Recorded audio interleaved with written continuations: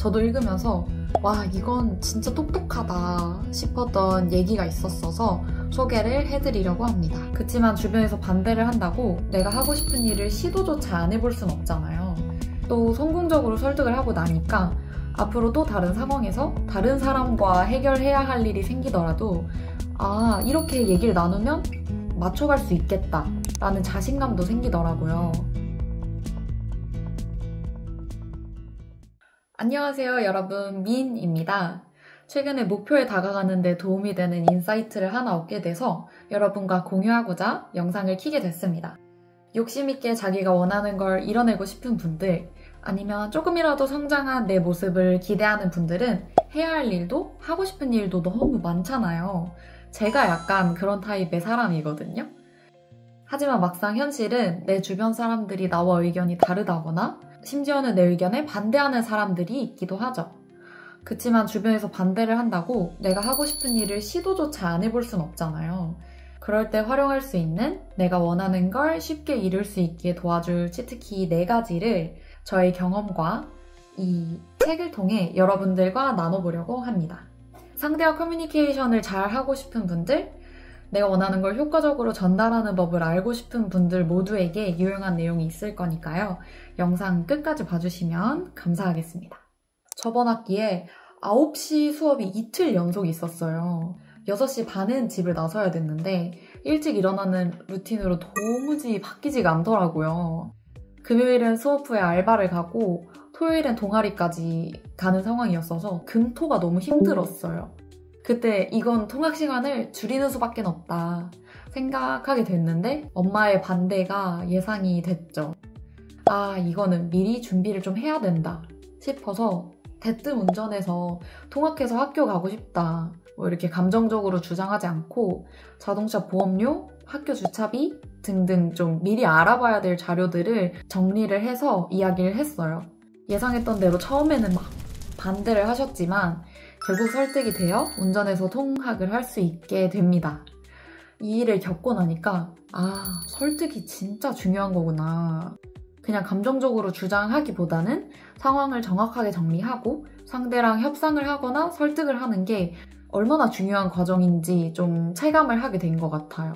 또 성공적으로 설득을 하고 나니까 앞으로 또 다른 상황에서 다른 사람과 해결해야 할 일이 생기더라도 아, 이렇게 얘기를 나누면 맞춰갈 수 있겠다 라는 자신감도 생기더라고요. 설득을 잘하는 스킬만 조금 늘려도 훨씬 더 쉽게 에너지 소모도 덜 하면서 내가 원하는 걸 할 수 있게 되겠다 라는 생각을 하게 됐고 이건 여러분과 꼭 공유를 해야겠다 싶어서 컨텐츠를 만들게 됐습니다. 첫 번째로 최소 저항 경로입니다. 쉽게 받아들이도록 하기인데요. 이 책의 62페이지를 보면 행동에 영향을 미치는 기본 원칙 중 하나는 사람들은 최소 저항 경로를 택하는 경향이 있다는 것이다 라는 구절이 있는데 사람들은 기본적으로 가장 쉬운 선택을 선호해요. 설득도 마찬가지죠. 상대가 자연스럽게 오케이 할 수 있도록 불필요한 장벽들을 없애줘야 됩니다. 운전해서 학교에 가고 싶다는 말을 들은 후에 이를 들어주기 위해 고려해야 할 사항들은 보험료나 주차비 같은 것들이 있잖아요. 그런 추가적인 서치를 해야 하는 번거로운 과정을 없애고 쉽게 오케이 할 수 있는 상황을 만들어주는 것. 처음에는 보험료나 주차비와 같이 복잡한 문제들 때문에 부담을 느꼈지만 미리 관련된 자료를 찾아가서 상대가 추가 서치를 해야 하는 번거로운 과정을 없애줍니다. 그런 결과 부담을 줄이니까 상대도 마음의 문을 조금 더 열게 되는 거죠. 여기서 핵심은 상대가 쉽게 결정을 내릴 수 있도록 만들어주자는 겁니다. 두 번째로 just ask. 말 안 하면 100% 실패, 말하면 가능성이 열린다 인데요. 우리는 종종 말하면 거절당할 것 같아 라면서 미리 걱정을 하죠. 하지만 의외로 사람들은 생각보다 우리를 더 도와주고 싶어 합니다. 부탁을 하지 않으면 내가 묻지 않음으로써 상대가 도움을 줄 수 있는 기회조차 사라지게 되는 건데요. 근데 상대가 도움을 주는 게 무슨 기회야? 라고 생각을 할 수도 있지만 사실 부탁을 주고받는 과정은 관계를 더 단단하게 만들어줍니다. 제가 알바 하루 전에 갑자기 꼭 가야 되는 중요한 일정이 생겼었는데 다른 알바생 친구한테 대타를 부탁해야 되는 상황이었어요.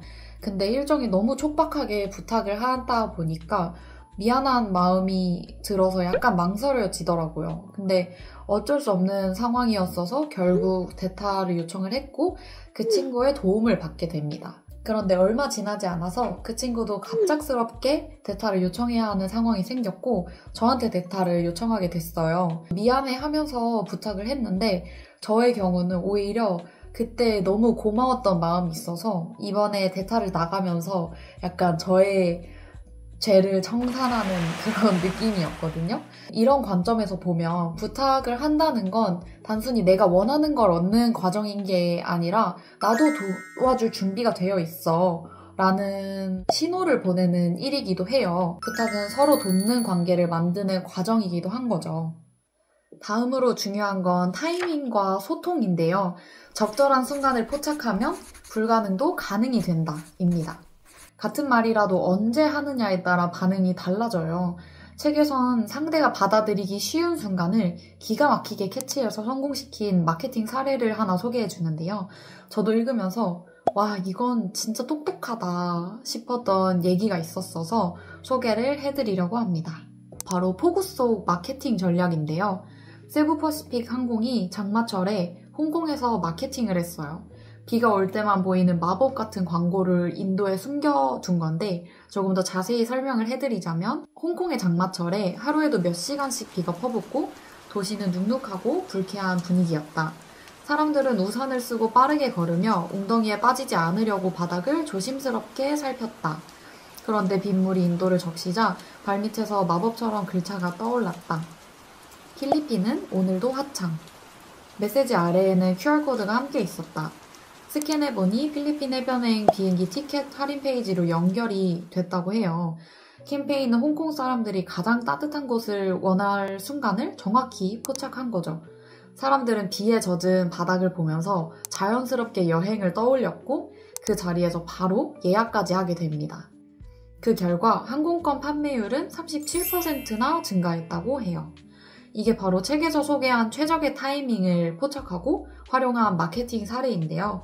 이 사례를 통해 알 수 있는 건 사람들이 가장 원하는 순간에 가장 자연스럽게 메시지를 받아들일 수 있는 환경을 만들어주면 설득은 훨씬 쉬워진다는 걸 보여주는 사례였어요.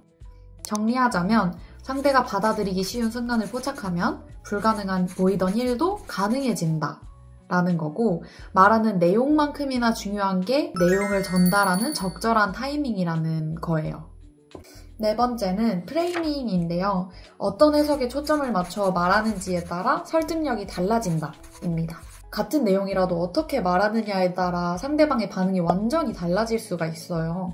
제가 하고 있는 밴드가 있는데 합주 지각이 조금 잦아져서 연습 시작이 늦어지는 상황이었어요. 지각비를 걷어야겠다는 생각이 들었는데 갑자기 앞으로 지각하면 뭐 얼마 벌금 내자 이런 식으로 얘기를 해버리면 반발하는 멤버가 있을 수 있잖아요. 그래서 같은 내용이지만 프레이밍을 바꿔보기로 했어요. 시간을 잘 지키는 멤버들을 위한 공평한 합주 문화 만들기에 집중을 해서 지각비는 팀 공금으로 모아서 뒤풀이 비용으로 쓰는 걸 이야기했어요. 벌금을 낸다에 초점을 맞추는 게 아니라 성실하게 오는 다른 멤버들에게 피해가 가지 않게 우리 팀 전체에 도움이 되게 하는 거에 초점을 맞추니까 다들 더 수용적으로 받아들였던 것 같거든요. 이처럼 같은 내용이라도 부정적인 벌금이 아니라 긍정적인 공정한 팀 문화, 부정적인 강제적인 규칙이 아니라 다 같이 더 좋은 방향으로 가기 위한 약속, 이렇게 프레임을 어떻게 잡느냐에 따라서 사람들의 반응이 완전히 달라질 수가 있어요. 대신 주의해야 할 점은 없는 말을 꾸며내는 게 아니라 진짜 모두에게 도움이 되는 방향이 뭘까를 고심을 해서 우리 모두한테 윈윈이 될 수 있는 방식으로 프레이밍을 해야 된다는 거예요.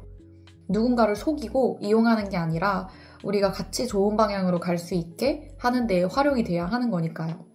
앞으로 뭔가 설득할 일이 생기면 어떤 식으로 상황을 설명하고 제안해야 상대가 더 잘 수용할까에 대해 고민해 보시면 분명히 도움이 되시리라 믿습니다. 끝으로 책 315쪽에서는 다 큰 어른들이 함께 노는 방식은 간혹 1이라고 불린다 라는 구절을 읽고 저는 설득은 결국 어른들이 더 재밌게, 더 자유롭게 놀기 위해 꼭 필요한 기술이다 라고 결론을 내리게 됐는데요. 저자는 책에서 딸과 함께 보낸 가장 행복했던 순간을 소개해 주는데 추운 겨울 우편 트럭 한 대가 눈에 갇혀서 꼼짝도 못하게 됐을 때 이웃들과 트럭을 끌어내기 위해 힘을 합쳐서 결국 위로 끌어냈던 순간을 얘기해 주거든요. 그러면서 춥고 젖은 상태로 안간힘을 써서 힘들긴 했지만 한 팀으로 일하겠다는 선택이 그 일을 재밌게 만들어줬기 때문에 행복했다라고 설명을 했어요. 저는 이걸 보니까 밴드 합주가 떠오르더라고요. 요즘 가장 빠져있는 활동이 밴드인데 혼자 연습할 때보다 합주에서 연습해간 멜로디가 다른 악기들이랑 어우러지면서 훨씬 더 풍부한 음악이 되잖아요. 같이 합을 맞추고 몰입하고 즐기는 과정 속에서 훨씬 더 큰 재미를 느낄 수가 있거든요. 이처럼 함께 더 몰입하고 즐기고 더 큰 목표를 이루기 위해서는 서로를 이해하고 설득하는 과정이 꼭 필요해요. 누구나 연습을 통해 실천할 수 있는 설득은 누군가를 이기는 과정이 아니라 서로에게 더 좋은 결과를 만드는 과정이에요. 그래서 좋은 설득은 때로 기대 이상의 즐거움과 성취감을 만들어내기도 하죠. 그렇기 때문에 여러분이 원하는 게 있다면 혼자 끙끙 앓고 혼자 힘으로 전부 해결하려 하지 마시고 오늘 제가 영상에서 말씀드린 방법들로 여러분이 그리고 여러분이 속한 공동체가 윈윈 할 수 있게 잘 적용해 보실 수 있게 된다면 저는 너무 기쁠 것 같습니다. 이로써 제가 준비한 내가 그리고 우리가 원하는 걸 쉽고 빠르게 이룰 수 있게 도와줄 치트키 설득의 방법 4가지 소개는 끝이 났는데요. 저는 여러분들의 이야기도 궁금하거든요. 마무리 질문으로 여러분은 일상에서 어떤 설득을 시도해 보셨나요? 여러분이 시도했던 설득과 협상의 경험을 댓글로 공유해 주세요. 그리고 만약 난 아직 그런 설득의 경험이 많지 않다 싶은 분들은 제가 영상에서 소개한 내용을 적용해 보시고 그 경험을 적어주시는 것도 너무 좋을 것 같아요. 영상은 여기에서 마치고 다음에 또 재미있는 내용으로 찾아오겠습니다. 안녕.